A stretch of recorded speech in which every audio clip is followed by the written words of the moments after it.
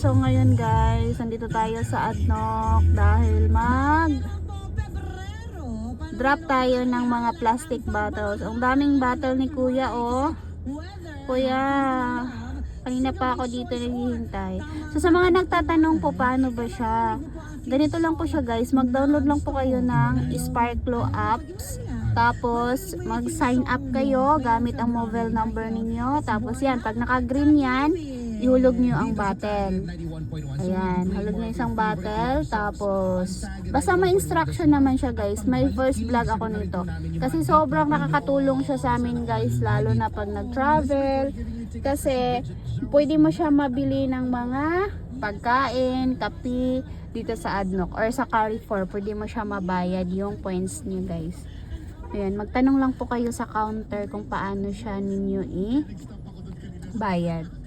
Alright, so ayan, waiting na lang po tayo guys.